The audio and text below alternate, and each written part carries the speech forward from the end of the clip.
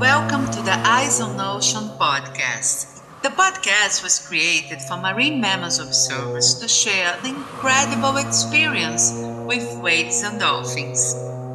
My name is Claudia Erber, your host, and I invite you to embark and tune in to sea lovers' inspiring stories.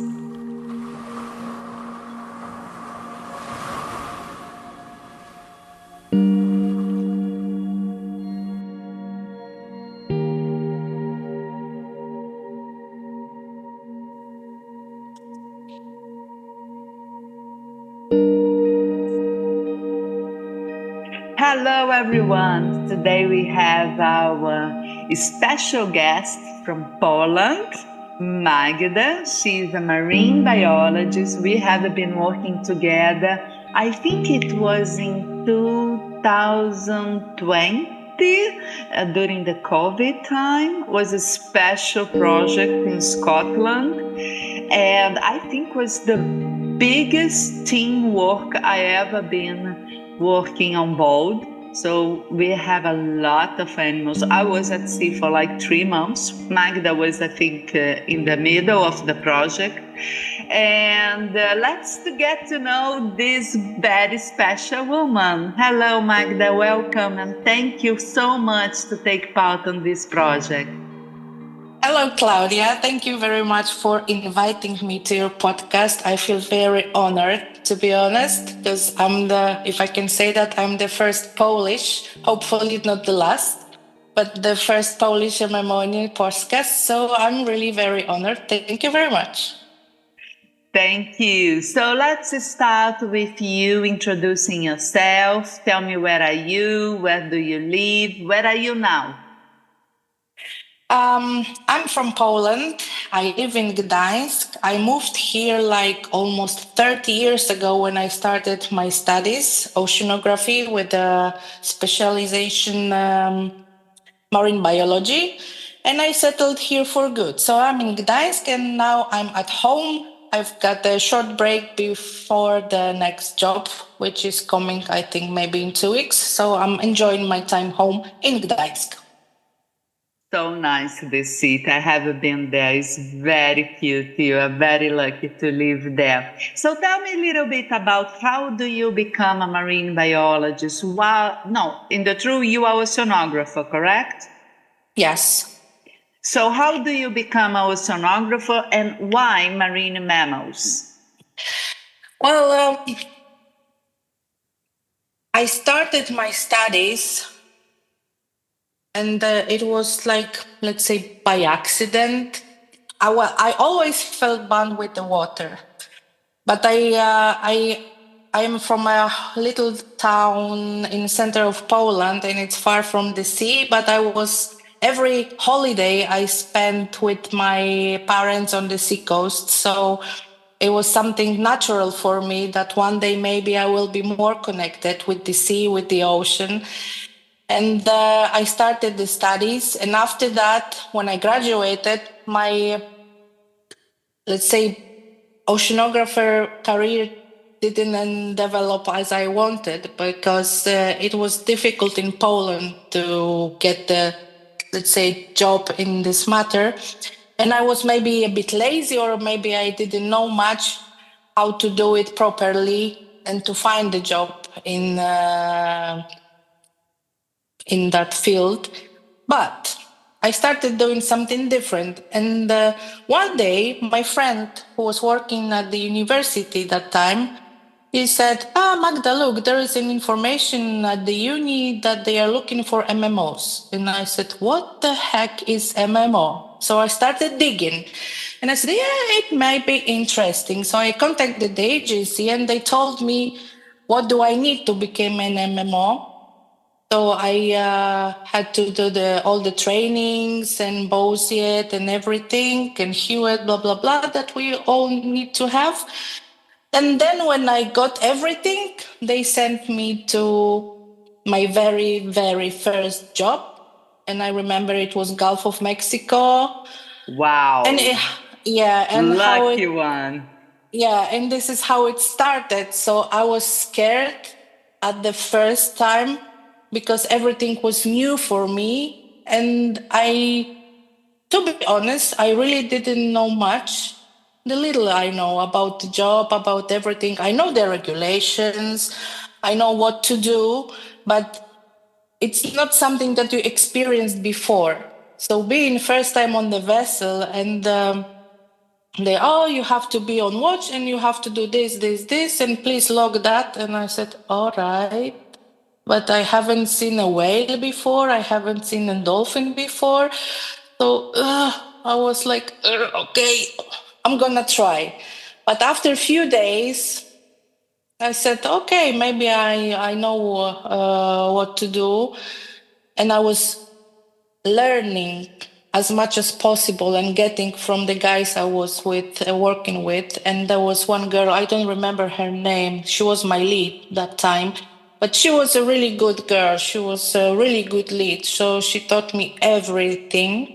And I've been lucky because I've been working with her a few trips, I think.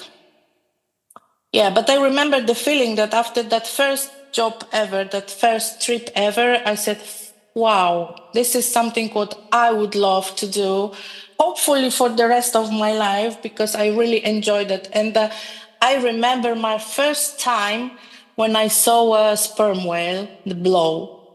I was looking at it and my legs were shaking. I was so excited. And so this is something that I won't forget. Yeah, I won't forget it because I remember the feeling when the legs were shaking. I was so excited. Oh my God, it's a sperm whale. Oh my God, it's a sperm whale. Wow. Yeah, so yeah, this is how I started being MMO by accident, let's say. And it's going like that for almost 17 years right now. So yeah, I think I made a good choice. Wow, for sure. I also think about now when you are telling your story of your first time. I also go back in time. I started in 2002. I was in the Yeah. middle of the master degree, and the guys from PGS came to the lab where I was doing my master in bioacoustics. And in that time, they wanted people involved in bioacoustics, and we were only Mm-hmm. one on board. It was only Mm-hmm. one MMO to cover 13 hours of daylight. But I went on board to a support vessel to do PAM, would be the first PAM in Brazil. But when I Mm-hmm. came to the vessel, was some kind of problem with the equipment, with the company they employ, and they took off the equipment and they say, no, you will not work with the acoustic, you will be just MMO. And anyway, it was a great experience, but I was alone and I also didn't know really what to do. The protocols in Brazil was kind of in the beginning, so they were not very consistent, but gives me the opportunity to build protocols together with my boss. And that time, my boss, Kanata Ramos, wow, she was always when I grown up, I want to be like her, because she was so serious, so interested. She has a background with marine mammals, dolphins. And so with her support, and with the support of the people from PGS as well, we managed to build a good protocol that became later on what IBAMA, the National Environmental Agency, apply nowadays. Now they improve, of course. It's 22 years ago. So we are old school. But I agree with you. The first experience is something that we bring in our mind, and we are lucky to have a good first experience and to meet people that help us. And I remember a few years ago when I started the PAM here in Europe, I was together with Diane. It Ah, was in this project. We were yeah, together. yeah, yeah, Yes. And yeah. then Diana was like my mentor. And I remember saying to Zelda, I'm so happy that I have somebody to sit with me and go in every details of the software, because of course I done the course, I have the bioacoustic background, but the software is something that you need to learn You need to pay Yeah. attention in details, and that can make a big difference when you are doing the monitoring. And I was like saying to Zeldon, like, I don't know why she's so good to me. And then he looked at me because I trained Zeldon in Brazil. His first time at sea was with me, and I was always very serious, very, you need to follow the methodologies, this and that. Yeah. And then he said to me, well, Claudia, you always been helping people, so it's natural that people help you. So I think it's like a universe law. When you have passion for what you do, when you are honest that you don't really know everything, but you are open to learn, that you meet people that will help you. So it's kind of blessed, but I also think it's part of what we are. We get what Oh, yeah. we give. Yeah, it is really important when you when you have a chance to work with people that are not closed, but they are open to you. Because I've been working with many different people, and some of them were really nice, and they were like welcoming you on board and telling you what to do, and they had no problem. But also, I've met few people that they were like, I'm the boss, you have to do this, this, this. And at the same time, they were making the environment not very friendly. And I remember one guy, he said one time, I used to work with people who know what to do. So he expected that everyone who was coming and starting the job, they are as experienced as he was, but that was not true. And that was not very nice to see him when he was how he was acting to other guy who was very first time on the vessel. So yeah, people are different, but it's all depend on us. It depends who are you, how do you act, and then you can expect that people will be doing the same.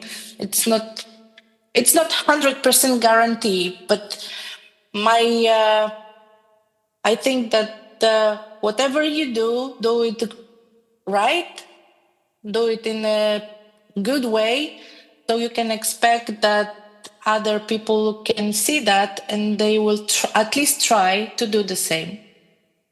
Yeah. I agree. I have now some experience with also a leader because I was going back to be MMO in Europe. And of course, in Europe is very different than in Brazil, but I have a really strong background. But anyway, I try to be like, please let me know how you want to do. I will follow your rules. But I found out she was very poor in her knowledge and poor in the way she treat me. And I also get, because I can respect a leader, even if has less experience than me, if the person is respectful. Yeah. The problem that she wasn't. And no, she was really bad. And she screamed with me on the bridge because she was very insecure about a lot of things. And I was like, I was in a silence because, of course, a bridge is not a place to have argues. This is Yeah. about the team. When then we do a meeting and we talk to each other what's going on, but you don't scream with somebody, Mm. maybe in front of people. And then I was in shock, didn't know what to do. And then the captain came to me. She left, and the captain came to me and said, "Look, when people start to scream, you let them scream alone." I think was a very good tips, and people understood what was going on. And then in the end of the project, we worked together a few more trips. But in the end of the project, I was very upset, and I was just beginning in the company in the agency in Europe. But I decided to write a report because I really felt it was a moral harassment the way she treated me. And but it was a big thing in my life because I have some troubles before, but not in that. level. And I talk with friends that I respect a lot. They are leaders here in Europe as well. And they told me, Claudia, if you don't write down, nobody will know. And then this Yeah, person will exactly. continue doing that. So I think it takes a bit, we need to be brave enough to do something like that. It's very serious. You need to be very responsible the way you write, but it's also a responsibility to do not do it. So it's we are always learning. We are learning with the good experience, and we are learning with the bad experience. And hopefully, we will have more good experience. But sometimes that's the way it is. And I Yeah. am working as leader now, and I also have a situation that we need to go out with the FOC. And I saw one of the guys of my team. He was very uncomfortable to go out. I felt he was afraid, scared, and I told him, "You don't need to do it. You do what you feel good to do, and we will find a good solution." So I am very happy to go to the FRC. So I was doing Yeah. that, and we all have a incredible good teamwork.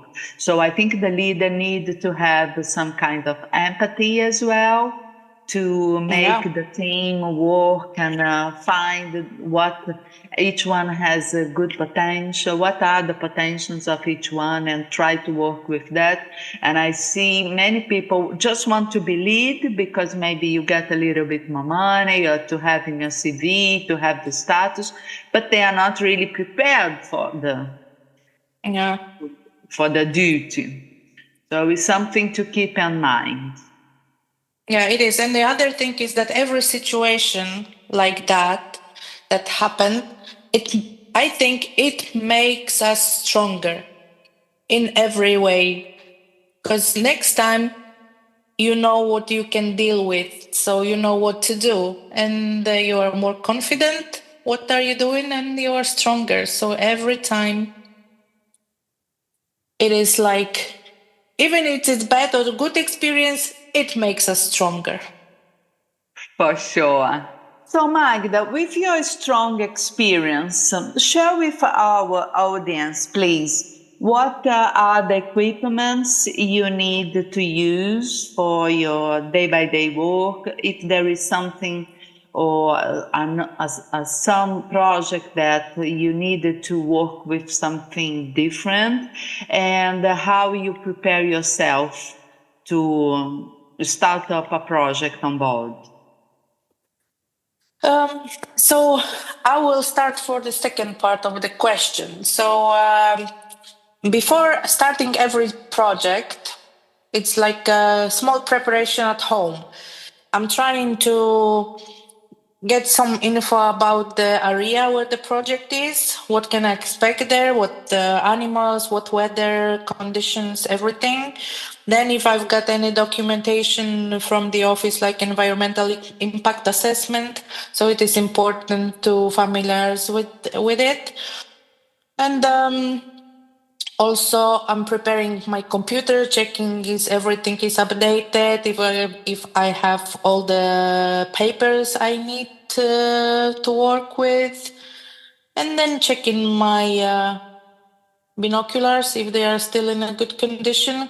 Because when you travel a lot and the binoculars are traveling with you, they can be damaged. So it is important to check. And yeah, about the equipment. So that's the most important, the binoculars and the computer. No, and these days, of course, cell phone, if you've got one, because it's kind of important thing to have, because you can get more information on your phone and much quicker. So that's it. So when everything is checked and packed, we are going joining the vessel, and before starting the job. So if it's ongoing project, so you're just getting in and you are know already what to do because you got a handover. But when you are starting the job, so it is very important to have a meeting with the crew to know the vessel, where to go, where find the best spot when you can stay and observe, find the best place on board when you can do your paperwork, because sometimes you have to share cabin, sometimes you've got office, sometimes you're lucky and you've got your own cabin when you can work. But yeah, important thing is to get with the crew, that we are all on the same page, we know what we are doing, and that we are there for them. If they need any help, we are very welcome to help them. And after that, when we already started the job, so the day starts. For me, it is like when I'm waking up and preparing myself. So I'm going to the instrument room, checking what's going on, what's the status of the job, if we are online, if we are not. Then preparing computer, checking again binoculars, and the most important thing of the day in the morning, prepare coffee, take a bottle of water, sunnies, and it doesn't matter if it's sunny outside or cloudy, you have to have your sunglasses with you, music to your ear, and then go out. So this is how my day starts. Coffee, well, checking what's going on, and then coffee, and then on my life. I can start. It's a very good tips. I can tell you. I start with the coffee and then I Yeah. ask what's going on, because before the coffee, I cannot get Yeah. any information in my Yeah. mind. Don't talk to me before my coffee. Exactly. Yeah. Cool. And what motivates you more in this kind of life? Well, I was thinking about it, but I think it's really difficult question, because I really love what I'm doing. I like my job. I'm telling my friends I love my job. Maybe because I don't know why. So someone said when you love something, what you are doing, you are not working at all. So it is difficult to say that I'm working, because I really love my job and I think that feeling motivates me the most, because it's not. Mm. Well, I like meeting people. I like talk to people. I like visit new places. It's every time kind of adventure for me. And sometimes it is that you're going to new vessel, new people, so you have to know them from the beginning, and it's all is new. So every time it's like mystery, but you don't know what's gonna be. It's kind of magic gonna happen, because you're gonna meet new people, and except that, it's like the animals that you can observe them, or even when there is no animals, because I've been on project that we haven't seen any marine mammals, no dolphins, no whales, not even birds. That there was really Mm. nothing, just some garbage. But the views, every day is different. Even when the sun rises and sun goes down every day, it looks different. Because Yes, it's sometimes there is one magic. small cloud, so it's completely cloudy and you cannot see anything. So it is. I think that's it. I So like there's that. nothing like nothing special motivates me, but at the same time, it is Everything. special. Yeah, it is special. Everything is special. Everything kind of, maybe it's like a big word that someone gonna laugh at it, but it's kind of magic. It's kind of magic happening there. So yeah, and not everyone can experience that. To be honest, right? Sometimes you can hear Hmm. that we are lucky that we are doing our job, and some people have to pay for it to see dolphins in their natural environment, or the whales. And I'm following some people on Instagram, and every time when they can see dolphins, they're, oh my god, dolphins, they're so excited about it, but they have to pay for it. And we are privileged, we are happy, because we are doing what we are doing, and we can observe them just like that, let's say. Yeah, to protect them as well. And I think it's Yeah, very that's the nice thing. what you said about this go to every project is new, every vessel it's new people to meet, to Yeah. So you be open for this excitement and be flexible to work with this new environment all the time. I think Yeah. is a very important. It is Is like a blank page. Exactly. You will Yeah. write a new The story for story. this Yeah. project. And this is something that is not for everybody. So I always say here in this podcast that you need to have the profile to work offshore, to work as an Yeah. MMO, because it's like that. Or you enjoy this excitement of this magic world that is to be at sea for a long time with Yeah. people you don't know and be open to see or not animals, but also enjoy the nature, be totally rely on people for your safety, or Yeah. you don't, or you are not for this kind of job. You need to be open for a new day Yeah. routine every day. And in the same time, it's so important, as you said as well, have a routine. So before the job, you have your bag with everything you will need for 6 weeks, maybe more, Yeah. because Yeah. you cannot go to a shop and buy what is missing. So That's true. if you forget something, you need to deal with to live all this time without what you miss. So it's very important to have your good bag, your equipment working well, because probably nobody will borrow you a binocular or something that is important for your good work.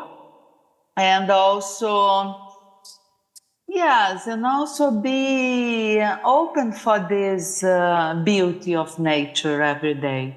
Because sometimes you don't see animals, and that's part of the job. I always say here in the podcast as well, you need to be patient to be a good MMO.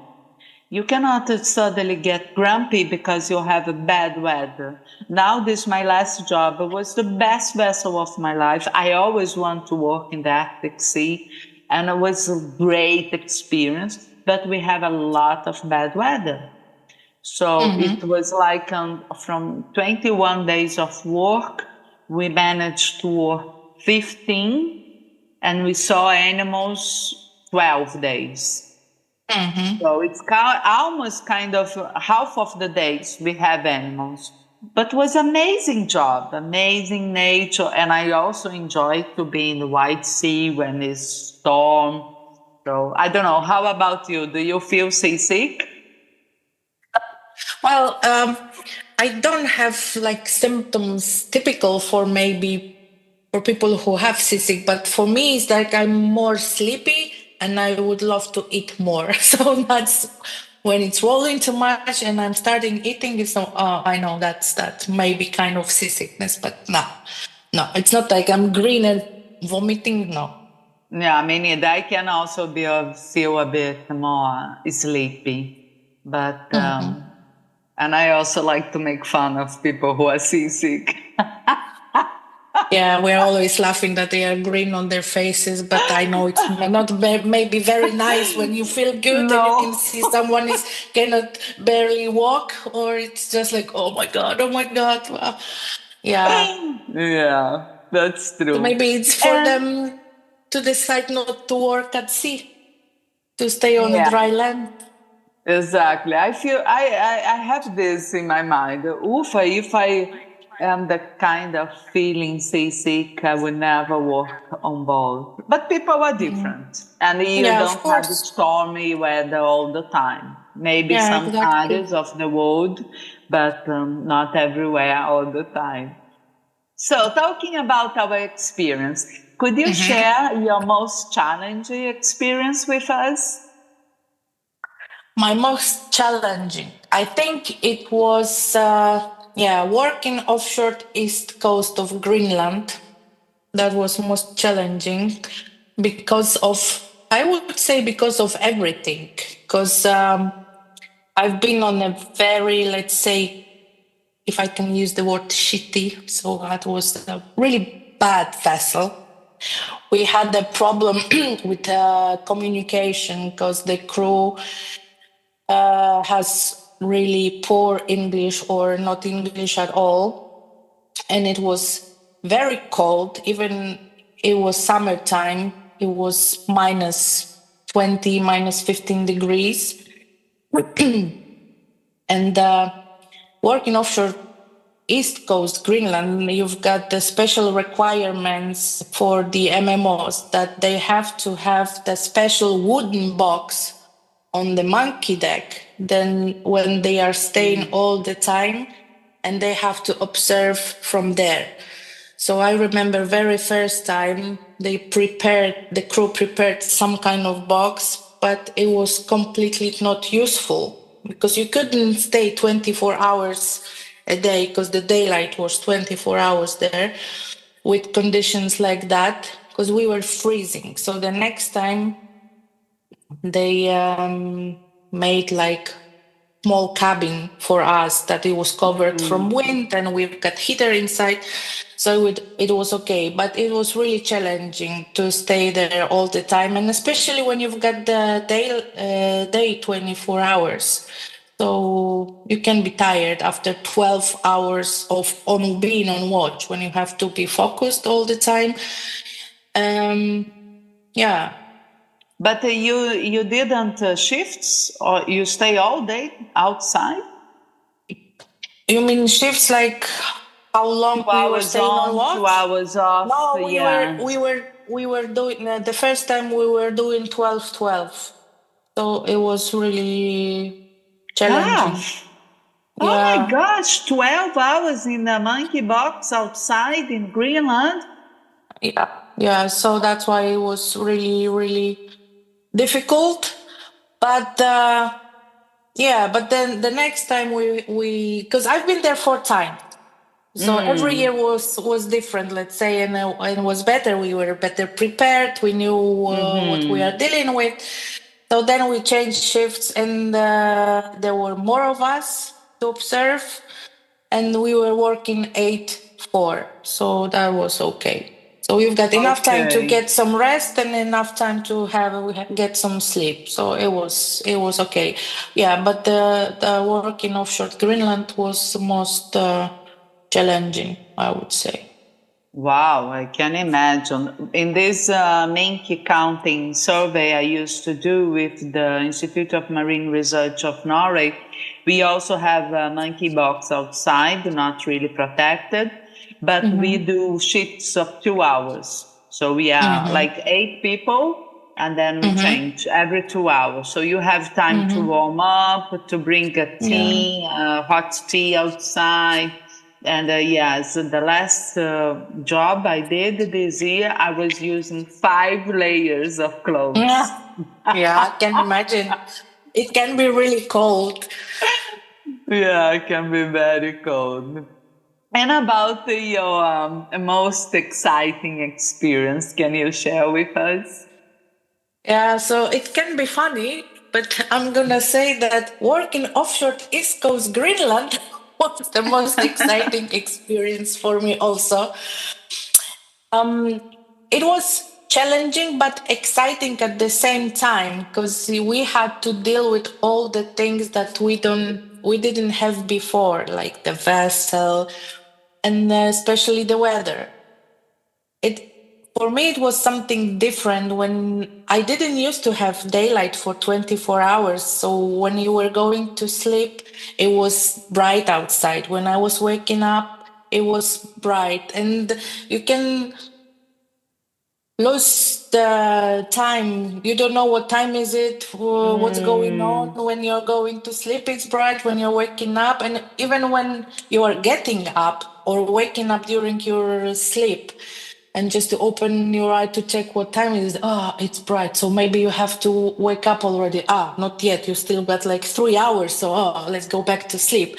So it was funny at the same time, but challenging. But exciting because of the animals, I would say. Because I've seen so many seals and polar bears, and it was so nice to watch them swimming in the ice, walking on the ice, playing, eating, and there was adults with cups. So the baby polar bears, it was so exciting, stunning, Oh my and gosh, I can and imagine. we are staying on a vessel, and all over is everything is white, let's say, because the sea was covered with ice, and suddenly you can see something yellowish, and oh, it must be a polar bear, and it was a polar bear, because people say, ah, polar bear, it's white. No, it's not. When you've got with ice, and you can see something different color, so you can be sure that it may be a seal, a walrus, or a polar bear. And usually when you see something yellowish, it was a sleeping polar bear, so that was nice. Oh my god, I'm still smiling even when I'm Oh, what saying it right now. amazing Yeah, experience. I want, yeah, because now I was in Svalbard and of course I was praying every day to see a polar bear. yeah. And I just saw it once when he was on land going Mm-hmm. after some reindeer. So it was a bit Mm-hmm. action and Yeah, I was with the binocular. So I just could see it because of the yeah. binocular, of course. So I still hoping one day to see them in the sea. Oh, with cubs. This Yeah, is hopefully you're magic. gonna see, Wow, it's because so yeah, it is unique something. experience. Thank you for sharing with us. Yeah, it's my pleasure. Yeah, see, I'm still smiling. I don't know why, but see a polar bear with naked eye, with no binoculars, with it swimming close to the vessel, close to it was something. Oh, Yeah, yeah. it's just special, unique. And do you have any favorite marine mammal? Ah, no, I don't have my favorite. I don't know why. Maybe it's because too many of them, but I like dolphins.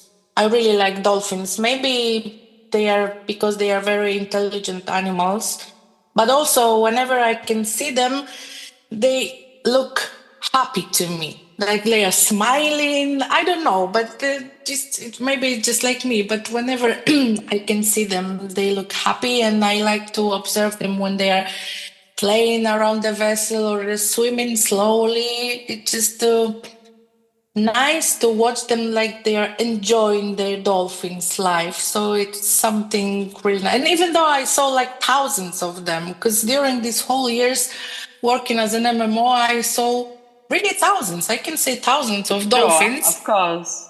So it's always, they always make me smile when I can see them again. So it's so nice, really nice. Because I think that when I'm smiling, they are smiling too. I don't know. Maybe there's something wrong with me, but Yes. yeah, they're No, I smiling think they back. have this happy vibe for Yeah. sure. They are so energetic, and even when they are like traveling in slow, it's still energetic behavior for us who are Yeah. observing them. Yeah, they are Yeah. So all yeah, beautiful. I'm still Team Dolphin. Great. And what the sea represents for you? Freedom. Yeah. Freedom. Maybe it is, I can say, strange or different or even funny, because we are laughing with you work at sea, so you know what it is, and we are laughing with our friends, MMOs or palm operators, that being on a vessel is like staying in a prison, because you cannot Mm-hmm. go out. There's same people all the time. Sometimes you have no privacy. You cannot run anyway, but still I feel free. Maybe it's because that you're going out and you can see the ocean, the sea, and there's nothing ahead of you, and you're staying with open mind. You've got time for yourself. You can think about anything, what bothers you, what makes you happy, and I'm free. I'm really free, because I'm trying not to focus on the things that happening on land that time. It's just the Mm. moment where I am, it's me and the sea, and I'm free. I like That's the what you thing. said. It's kind of mindfulness, what people Yes. nowadays are saying, but we have the experience our day by day work because it's a kind of exercising your brain to focus on the present with the beauty Yeah. of the nature, the endless sea, and have the sky above of your head. And I agree, I have the same feeling of freedom. And yeah, it's contradictory because, as you said, you are in this small place, but in the same time in a huge area. Exactly. Beautiful. Thank you. And you said you like to listen music while you are on watch. Do you have any specific song or some style of music you like to hear while you are doing your watches? Well, I really like to listening to music, and I don't have like special kind of music. Maybe when it's really heavy metal, so it's not. I'm not a huge fan of it, but I'm open. It's I always understand. yeah, it's always good to know something new. But yeah, generally like listening to the music. So I don't have like my favorite song for work, but there is something that I relate the song to a person or to a moment, situation in my life. So whenever I'm at home and I can listen in the radio or I'm listening to, I can see a person that is related, connected with the song or the situation that happened, and oh, this song, oh, that was that guy or that was that girl, yeah, yeah, yeah, oh, we were doing this, I was there.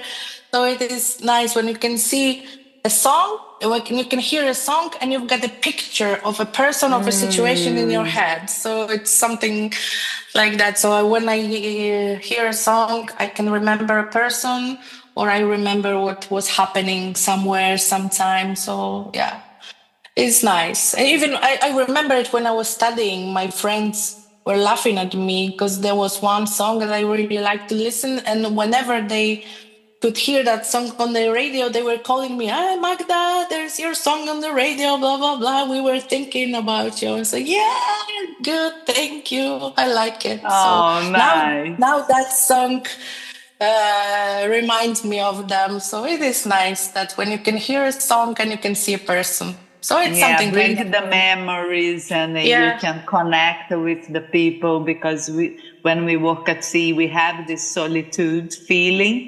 So yeah, nice. Special yeah, what you said. and then it's sometimes that it depends on the mood. So sometimes when you're happy, Hmm. you wanna dance, and sometimes I really dance on board when I've got Me too. music. Yeah, I've got music in my hair, so you can see me grooving and bouncing all around.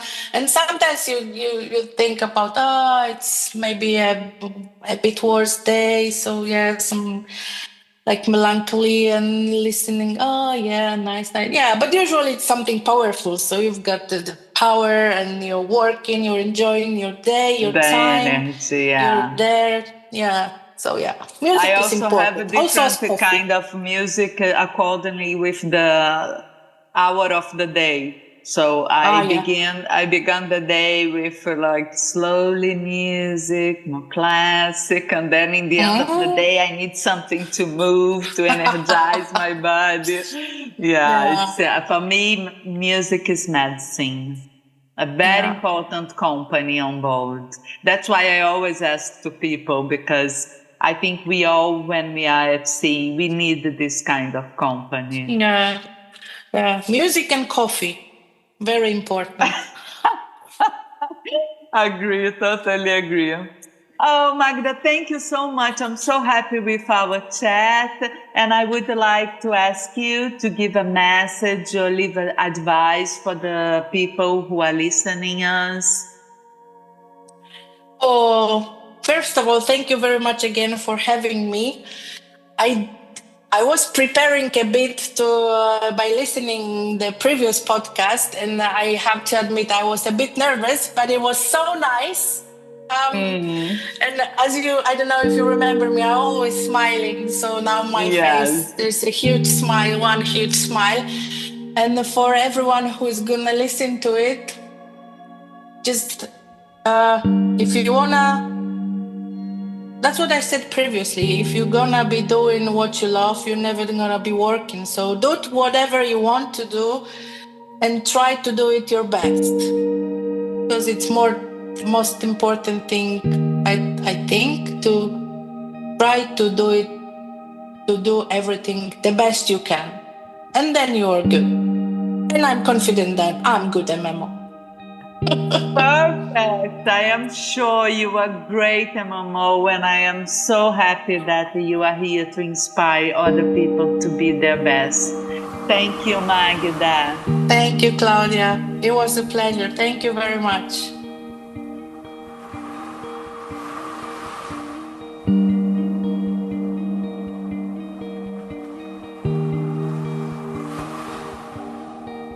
Thank you for navigating this far with us. Keep your eyes on ocean and ears open. Every 24, there is a new episode online.